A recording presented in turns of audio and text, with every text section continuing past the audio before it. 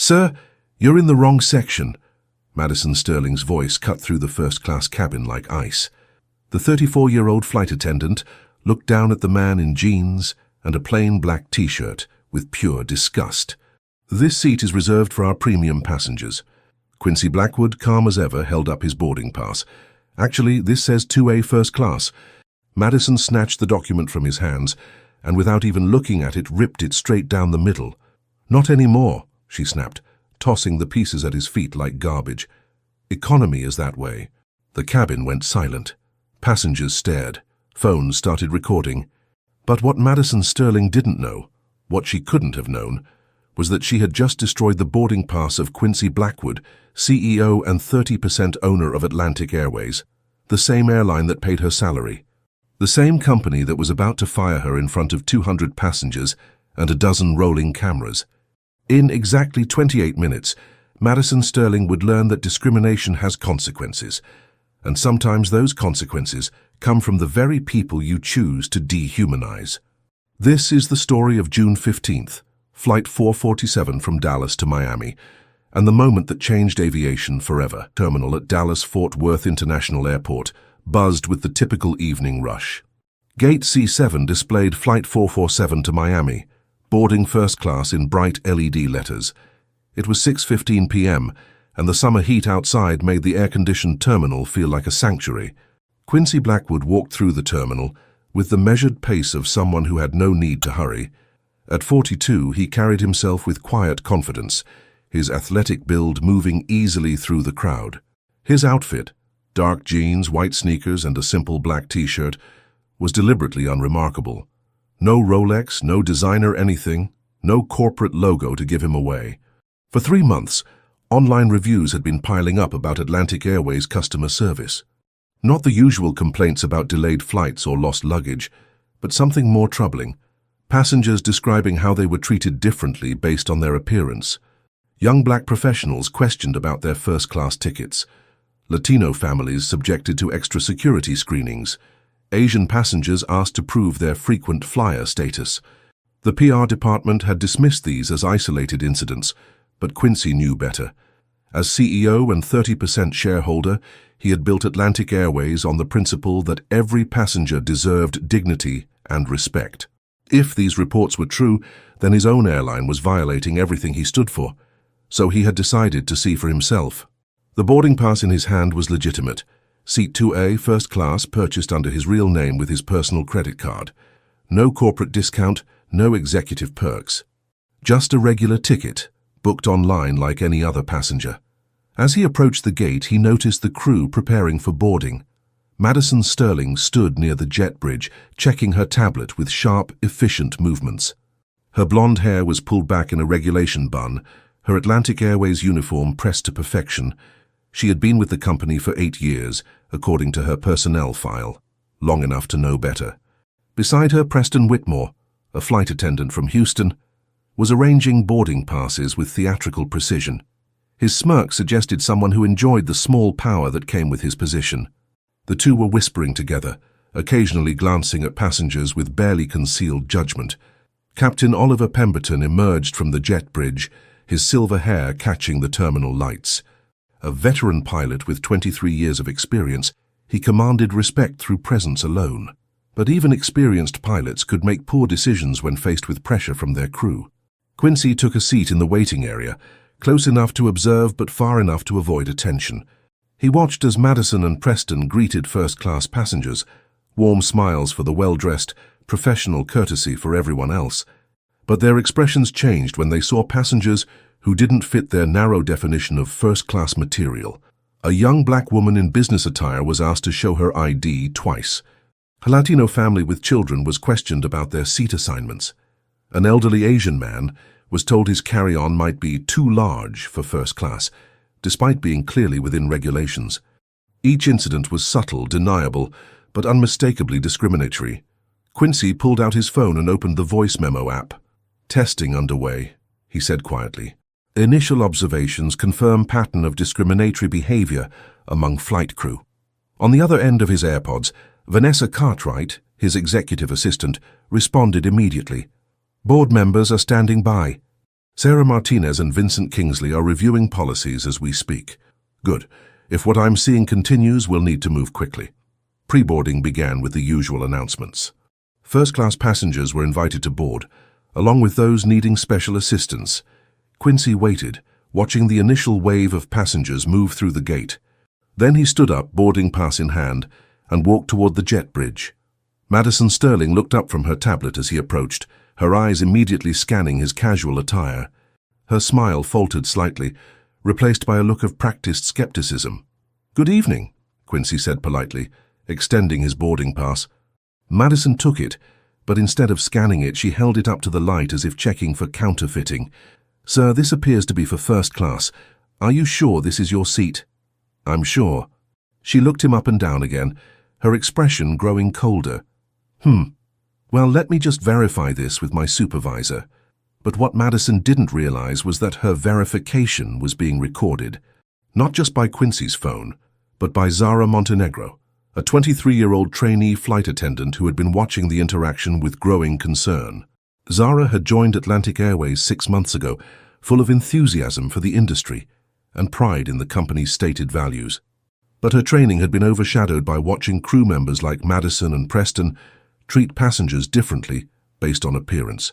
She had stayed quiet, afraid to speak up as a new employee, but not tonight. As Madison continued to question Quincy's boarding pass, Zara discreetly activated her phone's camera. If discrimination was happening on her watch, she was going to document it. The stage was set, the players were in position, and in the next 5 minutes, Madison Sterling would make the decision that would change everything. But what Madison didn't realize was that she was being watched by someone who had the power to change her life forever. "Sir, you're in the wrong section," Madison Sterling's voice carried across the jet bridge, loud enough for other passengers to hear. It was a statement, not a question, a pronouncement delivered with the authority of someone who believed she held all the power. Quincy remained calm, his voice steady. "My boarding pass says 2A first class." Madison's eyes narrowed as she looked at the document again, but her mind was already made up. In her 8 years with Atlantic Airways, she had perfected the art of gatekeeping. She could spot a fake first-class passenger from across the terminal, or so she believed. "These documents can be forged," she said, loud enough for the gathering crowd to hear. "We've seen it before." The accusation hung in the air like a toxic cloud. Other passengers in the boarding line began to murmur, some pulling out their phones. Preston Whitmore appeared beside Madison, drawn by the commotion like a moth to flame. "Problem here?" Preston asked, his Texas drawl dripping with false concern. "This gentleman claims to have a first-class ticket," Madison replied, holding up Quincy's boarding pass as if it were evidence in a criminal trial. "But something doesn't seem right." Preston looked Quincy up and down with unconcealed disdain. "Yeah, I can see why you'd be concerned. We get this a lot. People trying to sneak into first class thinking we won't notice." Quincy felt a familiar anger rising in his chest, the same rage he had felt 20 years ago when he was denied his first airline job because he didn't fit their corporate image. But he had learned patience since then. He had learned that sometimes the best way to expose injustice was to let it fully reveal itself. "I purchased this ticket legally," he said, his voice remaining level. "I'd like to board the aircraft." Madison exchanged a look with Preston, a silent communication between conspirators. They had done this before, created enough doubt, enough embarrassment, that passengers would voluntarily downgrade rather than face further humiliation. "Sir, I'm going to need to see additional identification," Madison announced, "and I'll need to verify your credit card." From the boarding line, Simone Crawford, a 38-year-old marketing executive from Atlanta, watched the scene unfold with growing outrage. She had flown first class dozens of times and had never been asked for anything beyond her boarding pass and ID. The discrimination was so blatant it took her breath away. She pulled out her phone and began recording, her whispered commentary already going live on social media. "This is absolutely disgusting. They're demanding extra verification from this black passenger that I've never seen them ask for from anyone else." Vincent Ashworth, a 45-year-old attorney seated nearby, nodded in agreement. "I've been watching this whole interaction. This is textbook discrimination." Their voices carried, and soon other passengers were paying attention. The boarding process had essentially stopped as people focused on the confrontation at the gate. Quincy produced his driver's license and credit card, both bearing his real name, Quincy Blackwood. Madison examined them with exaggerated scrutiny, as if she were a forensic expert detecting fraud. She said finally. These could be fake, too. We've seen very sophisticated counterfeits. That's when Captain Oliver Pemberton emerged from the jet bridge, his uniform pristine and his expression stern. At 55, he had seen it all in aviation, but he had also learned to trust his crew's judgment, sometimes to a fault. "What's the situation here?" he asked, his voice carrying the weight of absolute authority. Madison straightened, sensing an opportunity to escalate. "Captain, we have a passenger with questionable documentation trying to access first class. I've requested additional verification, but he's being difficult." Pemberton looked at Quincy, taking in the casual attire and calm demeanor. Years of flying had taught him to make quick judgments, but those judgments were filtered through decades of unconscious bias. "Sir, if there's an issue with your documentation, I'm going to have to ask you to step aside while we sort this out," Pemberton said. "We can't delay the flight for verification procedures." From her position near the gate, Zara Montenegro felt her stomach turn. She had witnessed this exact scenario during her training, when a young Latino man had been humiliated and ultimately forced to take a later flight despite having valid documentation. She had stayed silent then and had regretted it ever since. But tonight was different. Tonight she found her voice. "Excuse me," she said, stepping forward. "I scanned his boarding pass when he first approached. It came up valid in our system." Madison whirled around, her face flushing with anger. "Zara, you're not authorized to speak during passenger interactions. Return to your position immediately." But Zara didn't move. Instead, she looked directly at Captain Pemberton. "Sir, his ticket is legitimate. I saw it scan green in our system." The captain frowned, caught between his crew's assertions and a trainee's contradiction. The boarding line had grown restless, phones were recording from multiple angles, and social media posts were beginning to multiply. Quincy watched it all with the patience of someone who had been preparing for this moment his entire career. In his AirPods, Vanessa Cartwright's voice was steady and professional. "Legal team is standing by. Board members have been notified. We're ready to proceed on your signal." But Madison Sterling wasn't finished yet. In fact, she was about to make the decision that would define the rest of her life.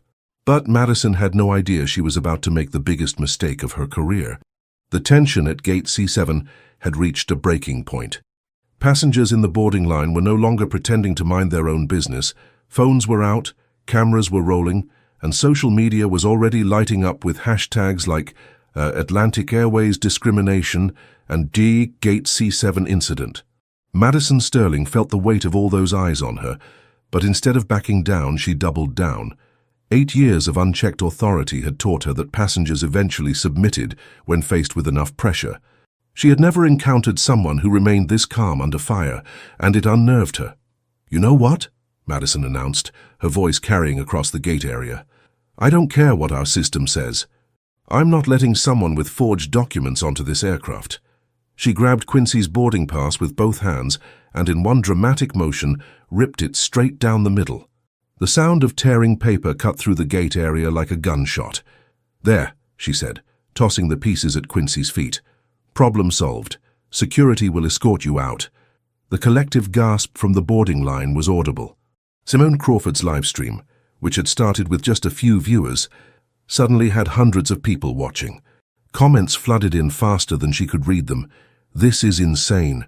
Someone needs to stop this. This is why I don't fly anymore. Get this woman's name." Vincent Ashworth, the attorney, stepped forward from the boarding line. "Excuse me, Captain," he called out to Pemberton. "I'm a practicing attorney, and what I just witnessed was the willful destruction of a valid travel document. This passenger has done nothing wrong." Captain Pemberton looked uncomfortable for the first time, but Madison was having none of it. "Sir, please return to the boarding line," she snapped at Vincent. "This doesn't concern you." "It concerns all of us," Simone Crawford said loudly, still recording. "This is discrimination, plain and simple, and it's all being recorded." Zara Montenegro stepped closer to the confrontation, her training override by her conscience. She had seen Madison and Preston operate before, but never with this level of brazen cruelty. The boarding pass destruction was beyond policy, beyond reason, beyond human decency. Madison, you can't destroy someone's ticket, Zara said, her voice shaking but determined. That's not protocol. Madison whirled on her. You're a trainee. You don't know protocol. Stay out of this before you lose your position. But Zara had already made her choice. She pulled out her phone and began recording openly. I'm documenting this for the company, she announced. This isn't how Atlantic Airways is supposed to treat passengers. Preston Whitmore, who had been enjoying the show, suddenly looked nervous. Phones were everywhere. Videos were recording from multiple angles, and their actions were being broadcast live to hundreds of viewers. This wasn't going according to their usual script. Maybe we should just, Preston started to say. No, Madison cut him off. I'm the senior flight attendant and I'm making a judgment call. This passenger is not boarding this aircraft. Quincy bent down and picked up the pieces of his boarding pass, holding them carefully as if they were precious documents. In a way, they were. They were evidence of discrimination in its rawest form. I paid for this ticket, he said quietly, his voice carrying despite its low volume. I showed you valid identification. I've been nothing but respectful. And you destroyed my property because you don't think I belong in first class. Something in his tone made everyone stop talking. It wasn't anger, though anger would have been justified. It wasn't pleading, though he would have had every right to plead. It was something else, the quiet certainty of someone who knew exactly what was happening and exactly what would happen next. Madison felt a flicker of uncertainty, but her pride wouldn't let her back down. Security, she called out. I need this passenger removed from the gate area. Keith Thornfield, the airport security officer, approached reluctantly. At 44, he had seen enough discrimination cases to recognize one when he saw it. The optics were terrible, a calm, well-spoken black man being confronted by agitated airline staff while passengers recorded everything. What's the situation? Keith asked, though he could already see the torn boarding pass in Quincy's hands. This man is trying to board with fraudulent documents, Madison declared. I need him removed. Keith looked at the situation, the recording passengers, the destroyed boarding pass, the obvious disparity in behavior, and made a decision that would save his career. Ma'am, I can't remove someone based on a staff member's suspicion alone, he said carefully. If he has valid identification and you've destroyed his boarding document, that's between him and the airline. Madison's face went white, then red. For the first time in 8 years, someone in authority wasn't automatically taking her side. In his AirPods, Quincy heard Vanessa Cartwright's voice. Social media engagement is exploding. The videos are going viral in real time. Sarah Martinez is requesting authorization to intervene. Quincy touched his phone to respond. Not yet. Let this play out. They need to see the full scope of what they're dealing with. But Preston Whitmore was starting to panic. Madison, maybe we should... No, she said firmly. I've made my decision. This passenger is not boarding this aircraft, and that's final. Captain Pemberton, who had been watching the escalation with growing concern, finally stepped in. Miss Sterling, perhaps we should... Captain, with all due respect, passenger screening is my responsibility, Madison interrupted. And I'm telling you, this man doesn't belong in first class. The words hung in the air like a death sentence, not for Quincy, but for Madison's career. Because what she didn't know was that Vincent Kingsley, one of Atlantic Airways board members, was already on the phone with the company's legal team. Simone Crawford's live stream had reached over 1,000 viewers, and Quincy Blackwood was about to make a phone call that would change everything. What happened next would expose a conspiracy that went far deeper than anyone imagined. The chaos at Gate C7 had drawn a crowd. Passengers from nearby gates were walking over to see what was happening, their phones joining the growing collection of recording devices pointed at the confrontation. The Atlantic Airways ground staff were starting to notice the commotion, and several were whispering nervously among themselves. Quincy Blackwood stood in the center of it all with an almost supernatural calm. The torn pieces of his boarding pass were still in his hands, physical evidence of the discrimination he had just experienced.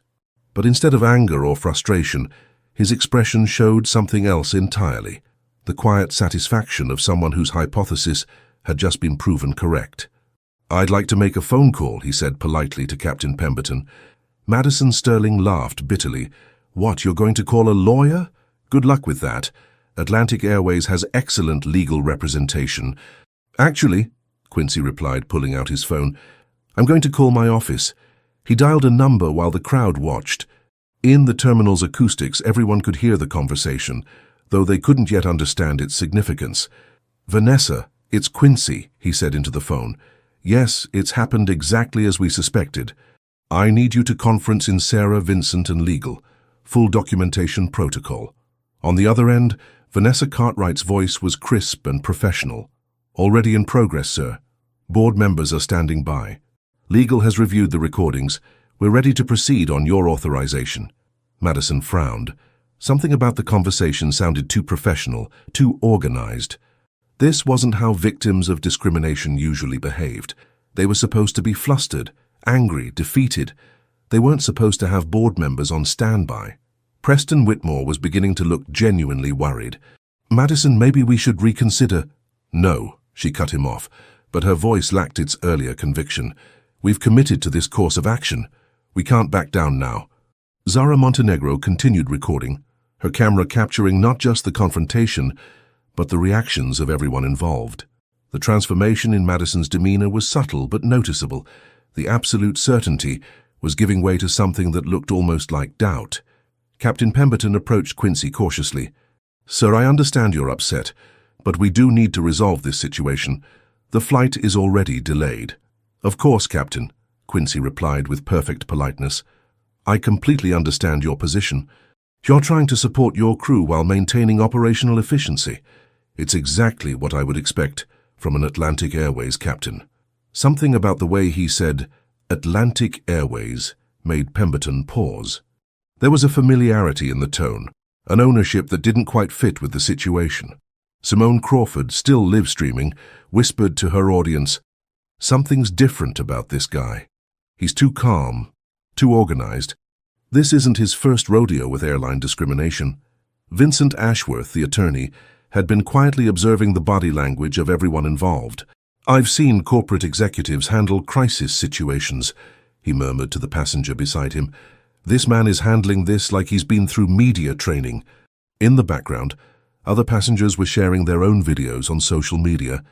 The hashtag #JoeAtlanticAirwaysShame was beginning to trend in the Dallas-Fort Worth area.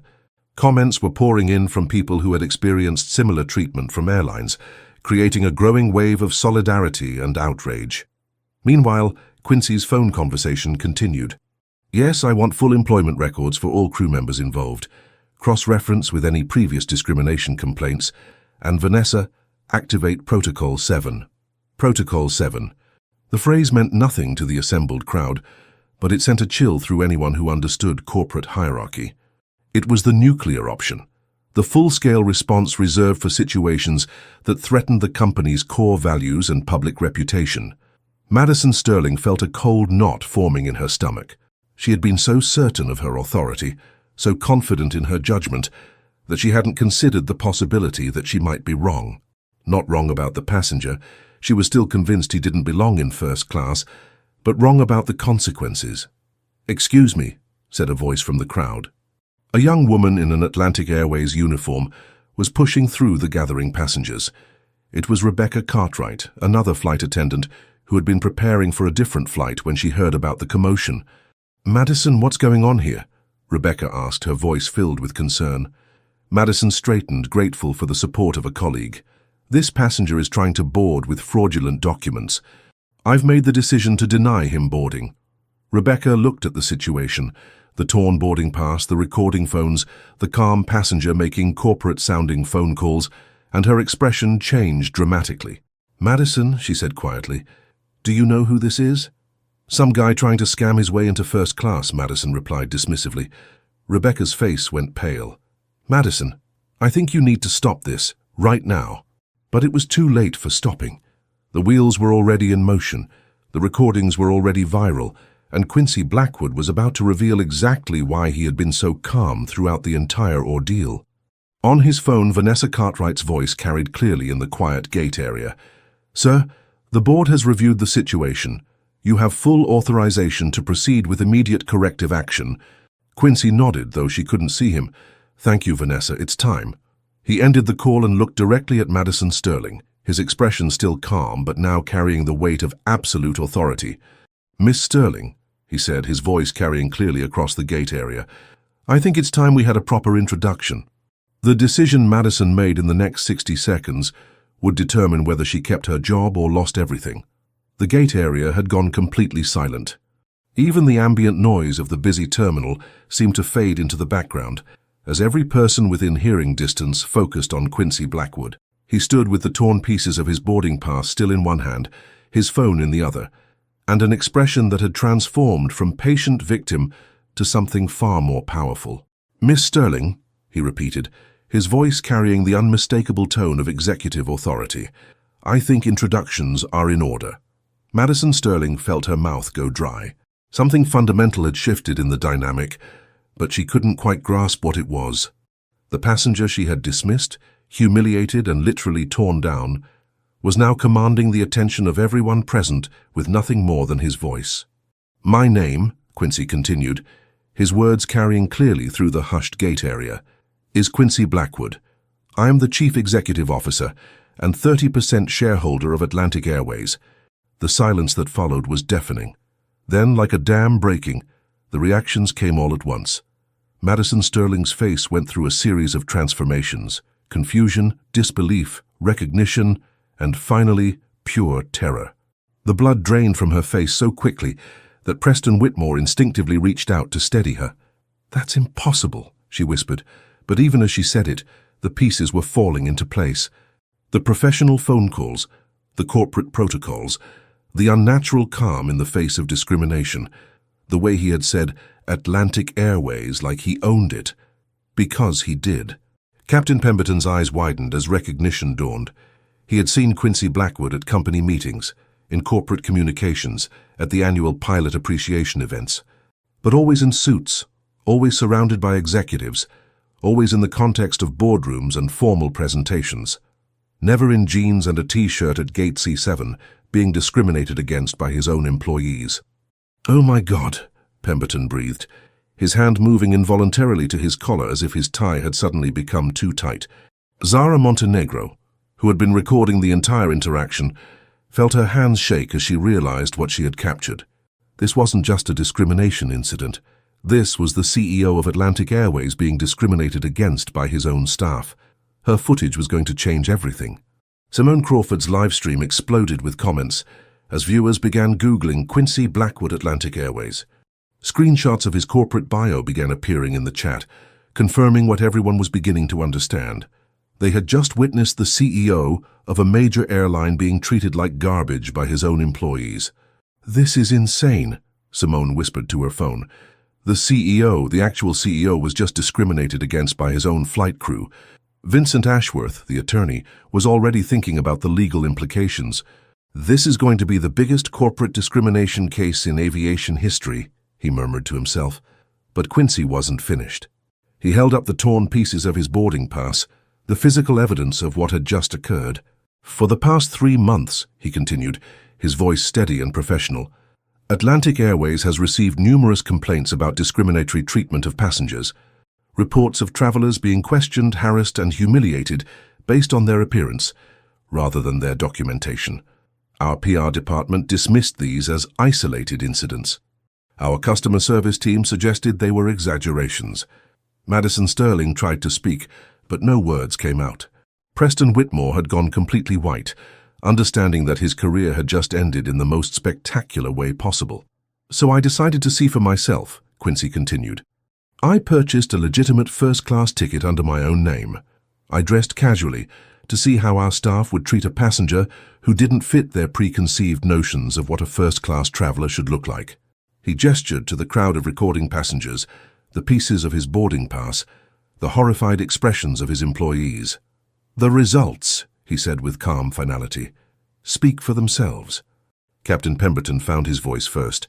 "Mr. Blackwood, I had no idea. If you had known I was the CEO, you would have treated me differently," Quincy interrupted. "But that's exactly the problem, isn't it, Captain? Every passenger deserves to be treated with dignity and respect, regardless of who they are or what they look like. The fact that my position would have changed your behavior proves that the discrimination is systematic." On cue, his phone rang. He answered it calmly, putting it on speaker so everyone could hear. "Mr. Blackwood, this is Sarah Martinez from the Board of Directors," came a crisp, professional voice through the phone speaker. We've reviewed the live footage and witness accounts. The board has authorized you to take immediate corrective action. Madison Sterling finally found her voice, but it came out as a desperate whisper. Mr. Blackwood, I didn't know. This was all a misunderstanding. Quincy looked at her with something that might have been pity. Miss Sterling, you destroyed my boarding pass and told me I didn't belong in first class because of how I looked. The only misunderstanding here is that you thought there would be no consequences for that behavior. Preston Whitmore took a step forward, his voice shaking. Sir, we were just following protocol. No, Quincy cut him off sharply. You were following prejudice, you were following bias, you were following the exact behavior that Atlantic Airways will no longer tolerate. He looked around the gate area, at the passengers recording with their phones, at the crew members who were beginning to understand the magnitude of what had just occurred. Which brings us to the consequences. But the revelations were just beginning. What they found in the company records would shock everyone. Quincy Blackwood's phone buzzed with an incoming call. He glanced at the screen and answered, putting it on speaker for everyone to hear. Mr. Blackwood, this is Vincent Kingsley from Legal, came a professional voice through the phone. We've completed the preliminary review of crew employment records and incident reports. What we've found is extensive. Madison Sterling's heart began to race. Employment records? Incident reports? This was spiraling far beyond a simple passenger confrontation. Go ahead, Vincent, Quincy said, his voice carrying the authority of a CEO conducting a board meeting in the middle of a terminal gate. Miss Madison Sterling has been involved in 12 separate passenger complaints over the past 18 months. Vincent's voice continued clearly through the speaker. All involving minority passengers being questioned, delayed or denied service in first class. Mr. Preston Whitmore has 7 similar complaints. Most concerning, these complaints were never escalated to management for proper investigation. The blood drained from Preston's face. He had thought those complaints had been buried in paperwork, dismissed as customer service issues, rather than discrimination cases. He never imagined they were being tracked, compiled, analyzed. Captain Pemberton shifted uncomfortably. He was beginning to realize that his failure to question his crew's judgment hadn't just enabled this incident. It had enabled a pattern of systematic discrimination. There's more, Vincent continued. We've discovered evidence of altered passenger records, seat assignments being changed without authorization, first-class passengers being involuntarily downgraded with fraudulent explanations. Miss Sterling, your employee access logs show multiple unauthorized changes to passenger seating over the past 6 months. Madison Sterling felt like she was drowning. The casual changes she had made, moving passengers she deemed inappropriate for first class to economy seats, had been logged, tracked, documented. What she thought was discretionary authority had been criminal fraud. Zara Montenegro continued recording, understanding that she was capturing not just a confrontation, but the exposure of systematic corruption within her own company. Her training had covered customer service protocols, safety procedures, and professional conduct, but nothing had prepared her for witnessing the unraveling of her colleagues' careers in real time. Mr. Kingsley, Quincy said into the phone, please continue with the findings. The pattern extends beyond individual crew members, Vincent's voice carried through the gate area. We've identified what appears to be a coordinated effort among certain staff members to deny service to passengers based on racial profiling. Text messages between crew members discussing passengers in derogatory terms. Photos of passengers shared among staff with mocking comments about their appearance or presumed financial status. Preston Whitmore's legs nearly gave out. The WhatsApp group he and Madison had created with several other flight attendants, first-class police, where they shared photos and jokes about passengers they deemed unworthy of premium service. It had seemed harmless, just workplace humor to blow off steam. But now it sounded like evidence in a criminal investigation. Oh, God, Preston whispered, finally understanding the full scope of what they had been doing. Simone Crawford's livestream was exploding with viewers and comments. The story had evolved from a simple discrimination incident to the exposure of systematic corporate fraud and racism. Her viewer count had passed 5,000 and was climbing rapidly. Vincent, Quincy continued, what's the legal exposure? Significant. Civil rights violations, consumer fraud, breach of contract with passengers who paid for services they were denied. The Department of Transportation will likely launch an investigation. Individual crew members could face criminal charges for fraud related to the unauthorized seat changes. Captain Pemberton found his voice, though it came out as a croak. "Mr. Blackwood, I swear I had no knowledge of any systematic discrimination. If I had known, Captain, your flight logs show you were present for at least 6 of the incidents involving Miss Sterling and Mr. Whitmore," Quincy replied calmly. "Your signature appears on incident reports that classified discrimination complaints as customer service disagreements. You may not have initiated the discrimination, but you certainly enabled it." The weight of corporate accountability was crushing down on everyone involved. This wasn't just about one incident, it was about a systematic failure that reached multiple levels of the organization. Vincent Kingsley's voice continued through the speaker. "Mr. Blackwood, we've also discovered that complaints were being filtered before reaching upper management.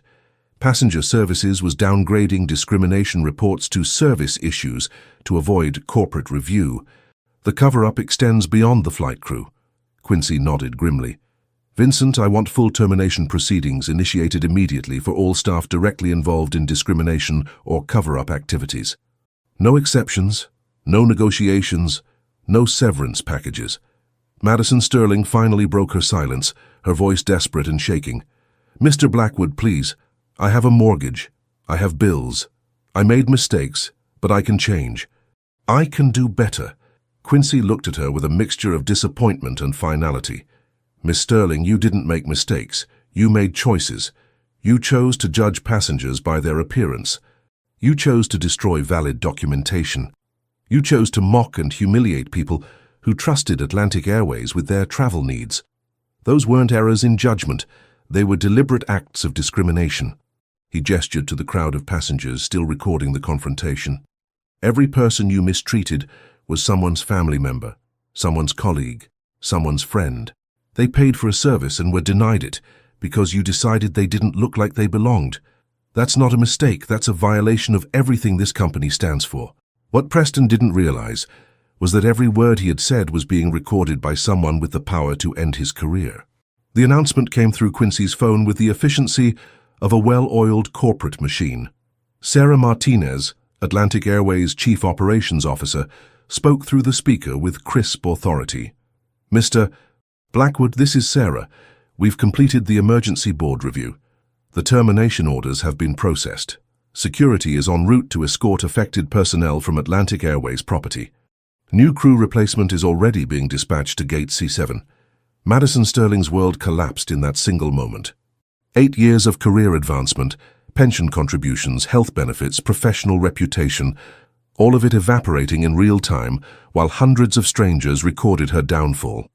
"No, no, no," she whispered, then louder. "You can't do this. I have rights. I have a union." Quincy's expression remained steady. "Miss Sterling, you have the right to legal representation. You have the right to file grievances through proper channels. What you don't have is the right to discriminate against passengers and expect to continue working for Atlantic Airways." Preston Whitmore was hyperventilating.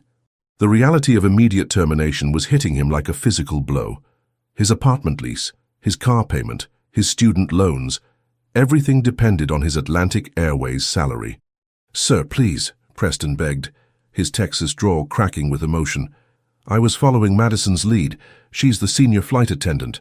I was just doing what I thought was protocol." "Mr. Whitmore," Quincy replied coldly, "discrimination is never protocol. Laughing at passengers is never protocol. Participating in group chats where you mock people's appearance is never protocol. You're a grown man who made grown-up choices, and now you get to face grown-up consequences." Captain Pemberton stood frozen, understanding that his 23-year career was likely ending along with his crew's. The pilots' union would fight for him, but the public relations nightmare and documented pattern of enabling discrimination made his position nearly impossible to defend. Zara Montenegro lowered her phone, finally stopping her recording.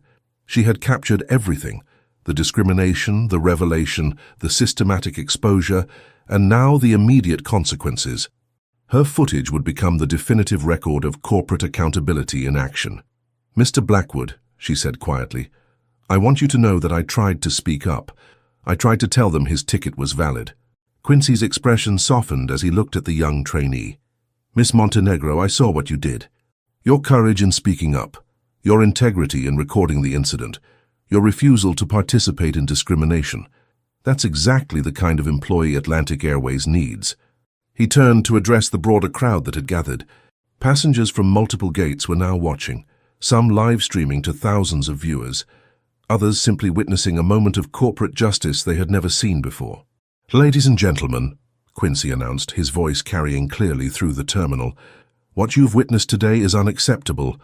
It's unacceptable that any passenger should be discriminated against based on their appearance. It's unacceptable that valid tickets should be destroyed because staff members make assumptions about who belongs in first class.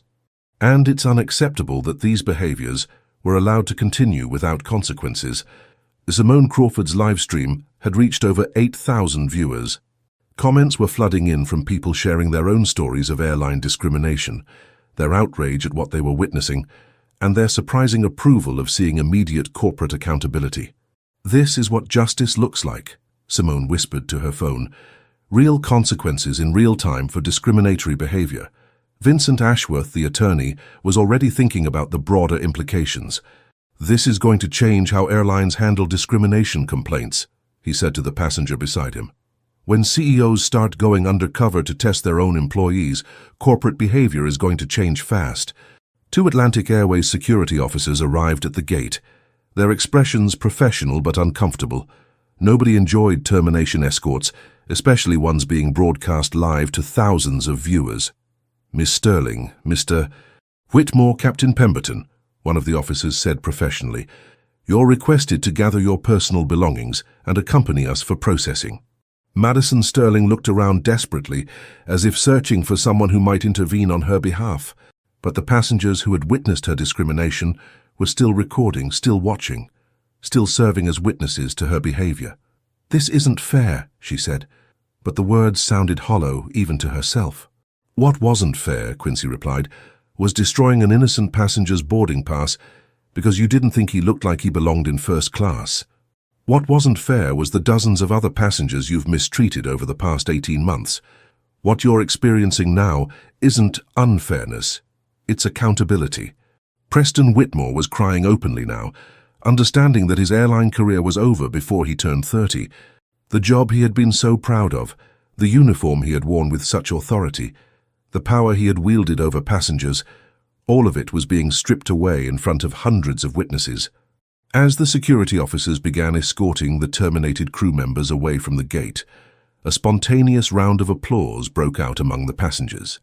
Not cruel celebration, but recognition that they had witnessed something rare, a moment when discrimination had immediate, visible consequences.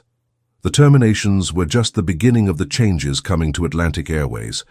As the terminated crew members were escorted away from Gate C7, Quincy Blackwood's phone rang again. The caller ID showed DOT Investigation Unit, the Department of Transportation's Enforcement Division. "Mr. Blackwood, this is Director Patricia Hamilton from DOT Civil Rights," came a stern voice through the speaker. "We've been monitoring the social media coverage of the incident at your gate. We're opening an immediate investigation into Atlantic Airways' passenger treatment policies." The remaining passengers at the gate exchanged glances. A federal investigation was being launched in real time, triggered by the viral footage they had all witnessed and recorded. "Director Hamilton," Quincy replied professionally, "Atlantic Airways will cooperate fully with your investigation. In fact, I believe we can expedite the process significantly." "How so?" "We've already compiled extensive documentation of systematic discrimination within our organization. Employment records, incident reports, communication logs, passenger complaints that were improperly classified. I'm prepared to turn over everything to your investigators immediately." Director Hamilton's voice carried a note of surprise. "Mr. Blackwood, you understand that this evidence could result in significant fines and sanctions against your company." "Director, I'd rather pay fines and implement real change than continue operating an airline that discriminates against passengers. The cost of doing the right thing is always less than the cost of doing the wrong thing." Zara Montenegro, who had been listening to the conversation, felt a surge of pride in her company, or rather, in the leadership that was finally taking discrimination seriously. This was the Atlantic Airways she had hoped to work for when she applied 6 months ago. Simone Crawford's live stream had become an impromptu news broadcast, with viewers from around the world tuning in to watch corporate accountability in action. Her viewer count had passed 12,000, and major news outlets were beginning to pick up the story. "Update for everyone just joining," Simone whispered to her phone. The CEO of Atlantic Airways just fired his entire flight crew for discriminating against him when he was undercover. The Department of Transportation is now opening a federal investigation. This is absolutely unprecedented. Vincent Ashworth approached Quincy during a lull in the phone conversations. "Mr. Blackwood, I'm an attorney specializing in civil rights cases. I've never seen anything like this. A CEO willingly exposing his own company to federal investigation to address discrimination. It's remarkable." "Mr. Ashworth," Quincy replied, "remarkable would be if this kind of discrimination never happened in the first place. What I'm doing should be standard corporate behavior, not newsworthy." Meanwhile, other Atlantic Airways employees were arriving at the gate. The replacement crew that had been hastily assembled to operate Flight 447. They moved through the crowd with professional efficiency, but their eyes showed the awareness that they were walking into a situation that had already made aviation history.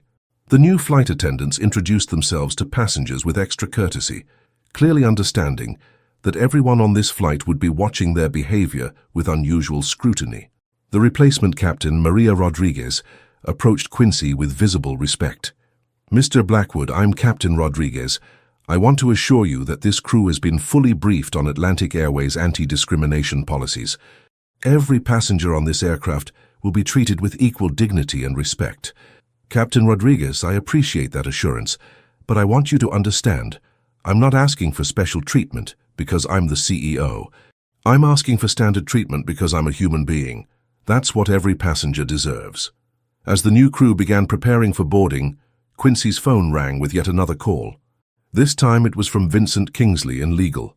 "Mr. Blackwood, we've received calls from 3 major news networks requesting interviews. CNN, NBC, and CBS all want to discuss the incident and Atlantic Airways' response. How do you want to handle media relations?" "Schedule them," Quincy replied without hesitation. "Full transparency. I want the public to understand that discrimination has no place in aviation, and that Atlantic Airways is committed to earning back the trust we've clearly lost." Zara Montenegro stepped forward hesitantly. "Mr. Blackwood, sir?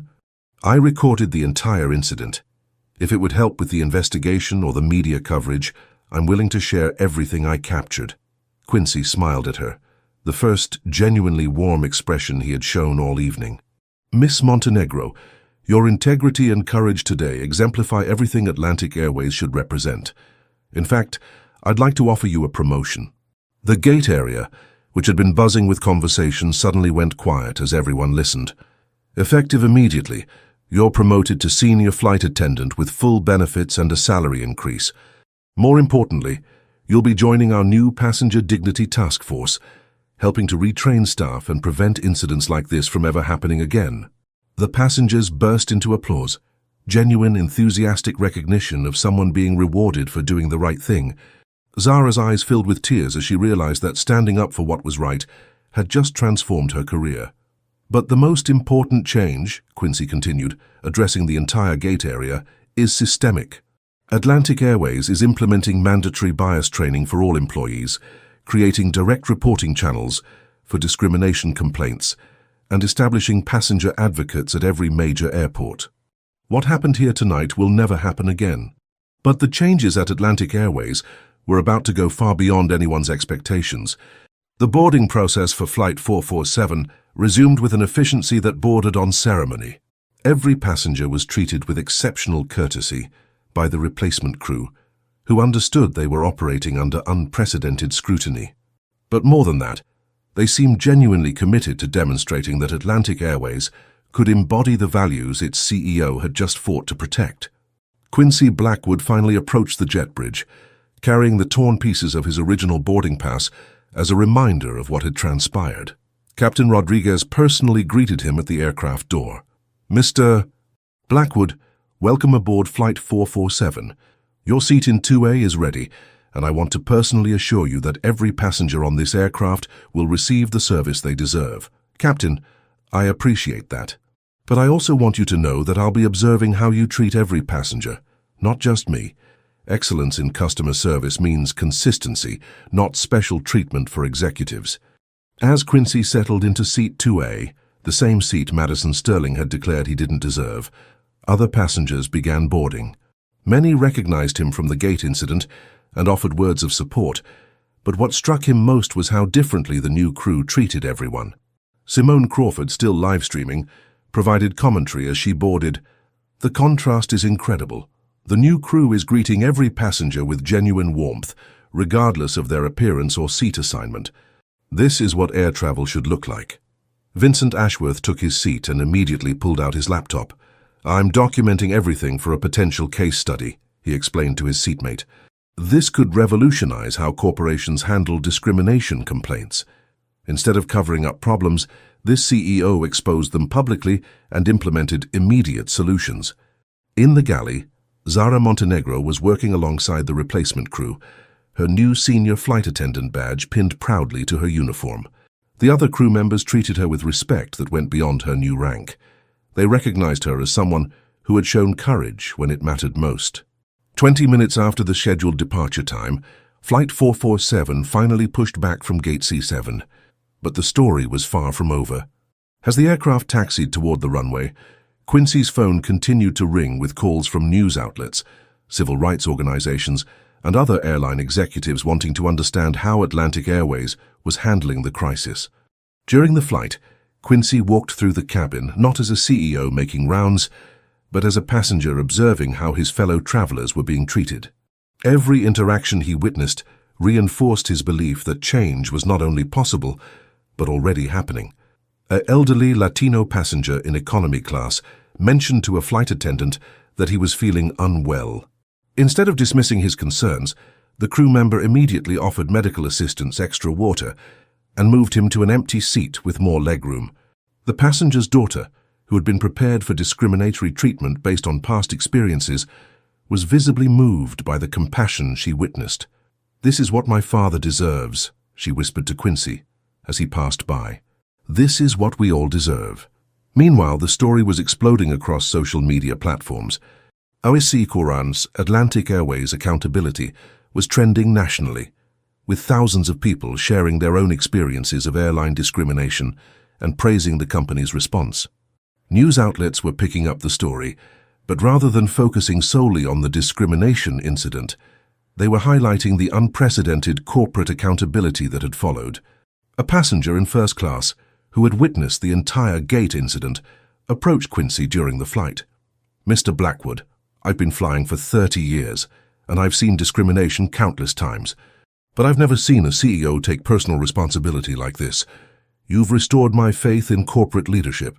But perhaps the most meaningful moment came when Zara Montenegro approached Quincy's seat, carrying a handwritten note from passengers throughout the cabin.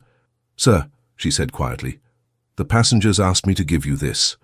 The note, signed by over 40 passengers, read, "Thank you for showing us that discrimination has consequences, that courage has rewards, and that change is possible. Your actions today didn't just save your company, they gave us hope that fairness still exists in corporate America." As Flight 447 approached Miami, Quincy reflected on the evening's events.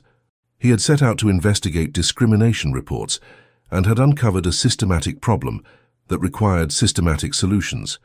But more than that, he had demonstrated that leadership meant more than managing from a boardroom. It meant understanding your company's impact on real people's lives. The flight landed smoothly at Miami International Airport, but the passengers didn't immediately rush to deplane. Instead, they gave the crew a spontaneous round of applause, not just for the flight but for demonstrating that air travel could be conducted with dignity and respect for everyone involved. The flight would finally take off, but the real journey was just beginning. 3 days after the Atlantic Airways incident, Quincy Blackwood stood in the company's headquarters conference room, facing the largest gathering of employees in the airline's history. The room was packed with flight crews, ground staff, customer service representatives, and management personnel from across the company's network. But this wasn't just an internal meeting.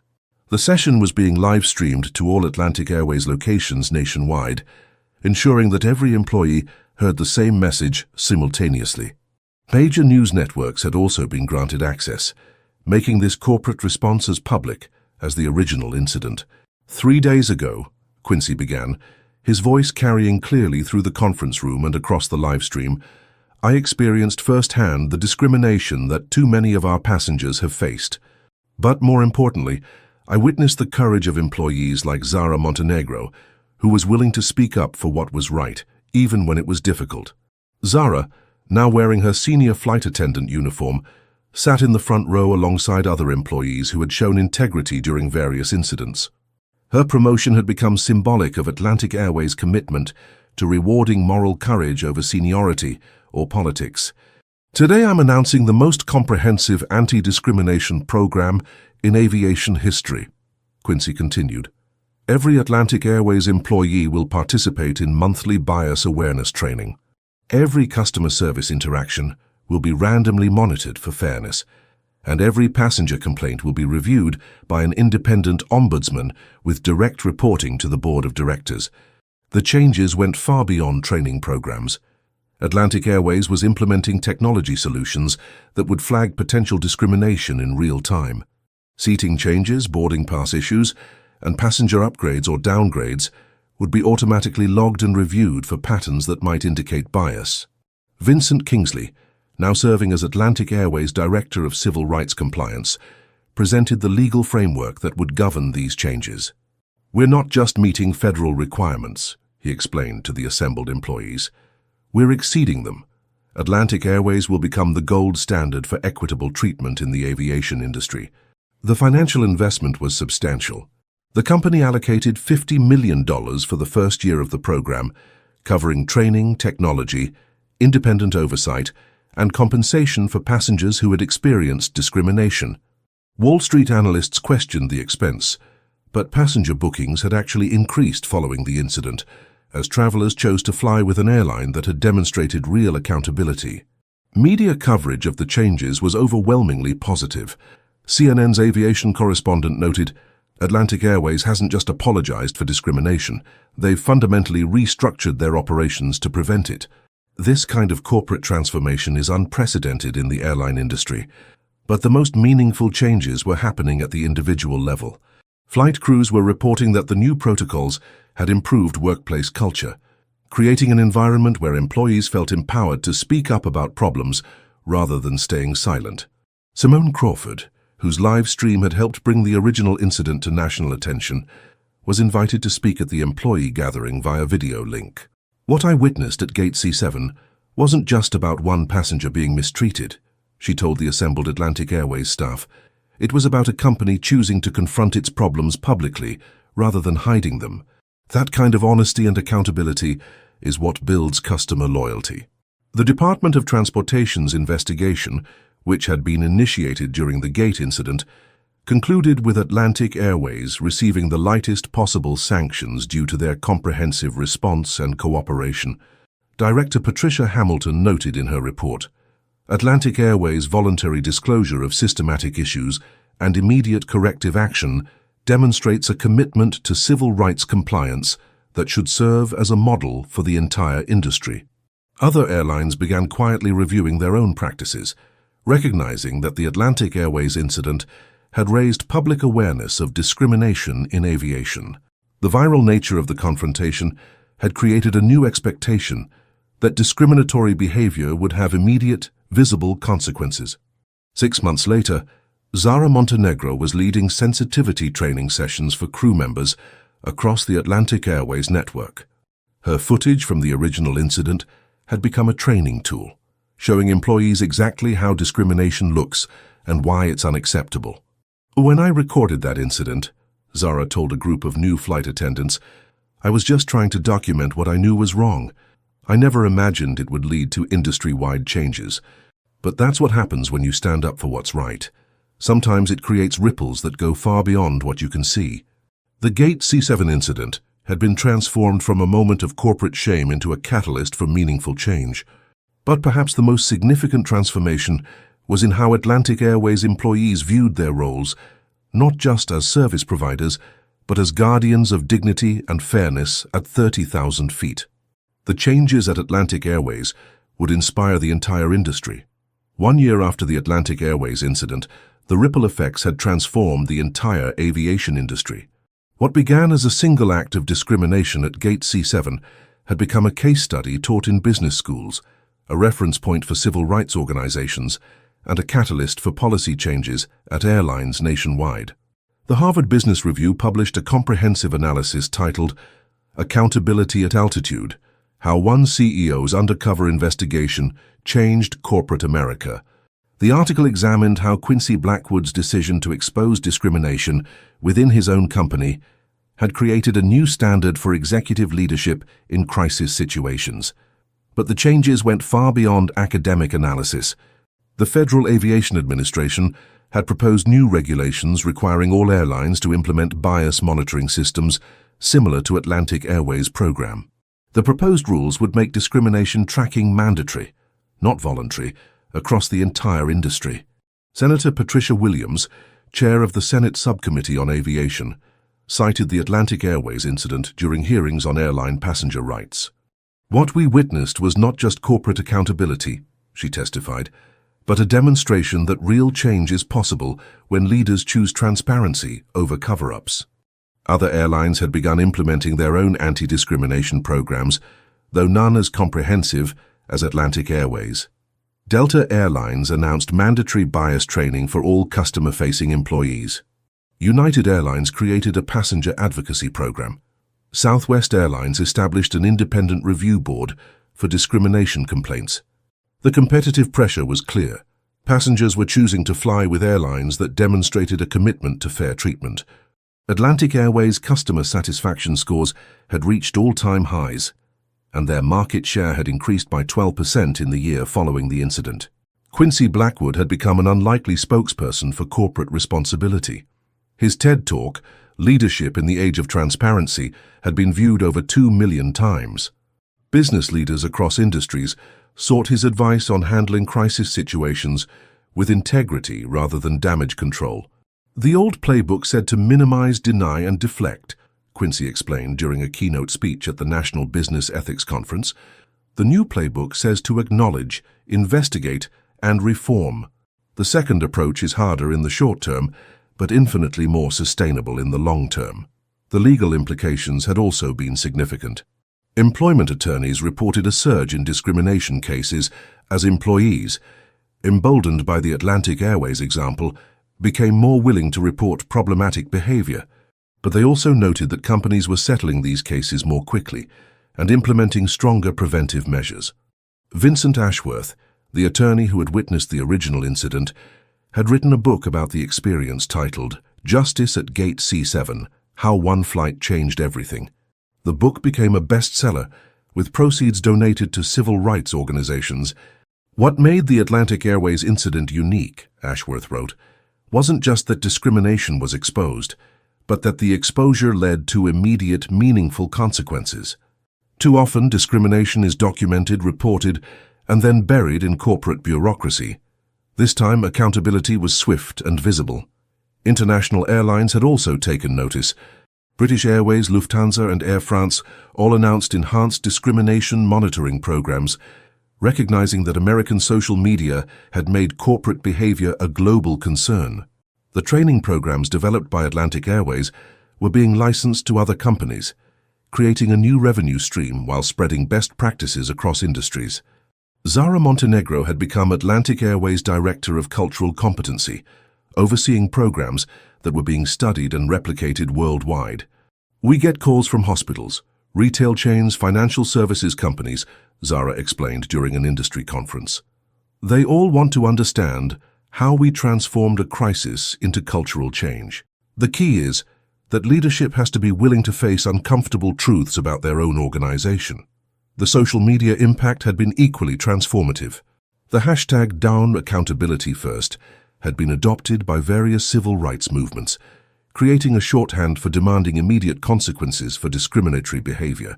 The phrase "Remember Gate C7" had become a rallying cry for corporate transparency.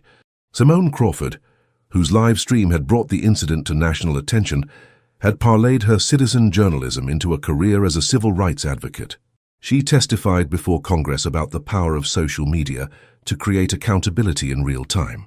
What happened at Gate C7 shows us that every person with a smartphone can be a reporter, every injustice can be documented, and every corporation can be held accountable, she told the House Judiciary Committee. The question is whether companies will wait for public exposure or proactively address discrimination in their organizations. But perhaps the most meaningful measure of change was in the experiences of everyday passengers. Online reviews of Atlantic Airways consistently mentioned the respectful treatment passengers received, regardless of their appearance, age, or background. A review from Maria Santos, a teacher from Phoenix, captured the transformation. "I flew Atlantic Airways expecting the worst after years of discriminatory treatment from other airlines. Instead, I was treated with dignity and respect from check-in to baggage claim. This is what air travel should be like for everyone." The final lesson would surprise everyone. 2 years after the incident at Gate C7, Atlantic Airways Flight 4047 from Dallas to Miami had become known as the Justice Flight. The route was frequently booked by passengers who wanted to experience the airline that had chosen accountability over cover-up, transparency over public relations. Quincy Blackwood still flew commercially on his own airline, though now his undercover investigations were coordinated with his executive team as part of ongoing quality assurance. The difference was that discrimination was no longer something he had to uncover. The cultural changes at Atlantic Airways had made it genuinely rare. On this particular evening, exactly 2 years after the original incident, Quincy was again seated in 2A on Flight 447, but this time he wasn't undercover. He was traveling to Miami for the opening of Atlantic Airways' new Civil Rights Training Center, a facility that would train employees from across the aviation industry. The flight crew included several familiar faces. Captain Maria Rodriguez, who had replaced Oliver Pemberton on that historic night, was now Atlantic Airways' chief pilot for civil rights compliance. Zara Montenegro, whose courage had helped expose the discrimination, was conducting sensitivity training for crew members nationwide. "Mr. Blackwood," Zara said as she checked on passengers during the flight, "I wanted you to know that we've had 0 discrimination complaints on any of my flights in the past 18 months. Not because problems don't arise, but because we address them immediately and fairly." The transformation was evident in every interaction. When an elderly passenger in economy class needed assistance, crew members responded with genuine care rather than perfunctory service. When a family with children required additional attention, staff provided help without judgment or condescension. But the most significant change was in the passengers themselves. Travelers on Atlantic Airways flights had become more courteous to each other, more patient with delays, more understanding of the challenges flight crews faced. The culture of respect had created a virtuous cycle that improved the experience for everyone. During the flight, Quincy received a call from Dr. Sarah Chen, the dean of the Harvard Business School, informing him that the Atlantic Airways case study had become the most requested curriculum in their program on corporate ethics. "Mr. Blackwood," Dr. Chen said, "your decision to expose discrimination within your own company has become the gold standard for ethical leadership under pressure. We're seeing MBA students specifically choose programs that include the Atlantic Airways case study." The academic recognition was gratifying, but Quincy was more proud of the practical results.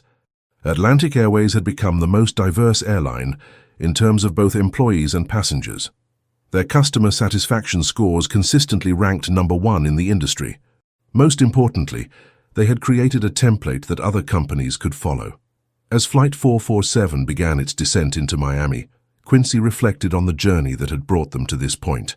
The decision to investigate discrimination reports personally had been controversial within his executive team. Board members had worried about legal exposure, public relations disasters, and financial costs. Instead, the transparency had strengthened the company in every measurable way. Revenue was up 28% from 2 years earlier. Employee retention had improved dramatically. Customer loyalty was at an all-time high. The initial $50 million investment in anti-discrimination programs had generated over $200 million in additional revenue through increased bookings and premium pricing. But beyond the financial metrics, Atlantic Airways had achieved something more valuable. They had proven that corporations could change, that accountability was possible, and that doing the right thing was also good business. The plane touched down at Miami International Airport to spontaneous applause from passengers, a tradition that had developed on Flight 447 as travelers recognized they were participating in something historically significant. As passengers deplaned, many stopped to thank the crew members, not just for the flight service but for being part of an airline that represented their values.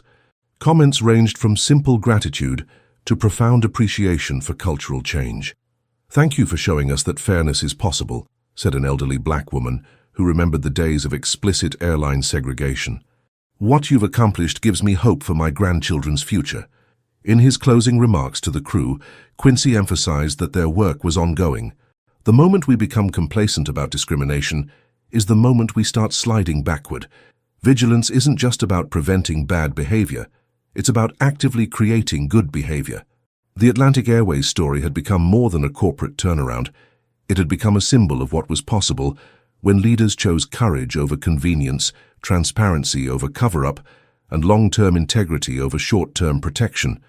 As Quincy walked through Miami International Airport, he passed Gate C7's equivalent, a reminder that every airport, every gate, every flight was an opportunity to demonstrate that dignity and respect weren't luxuries to be rationed, but basic human rights to be protected.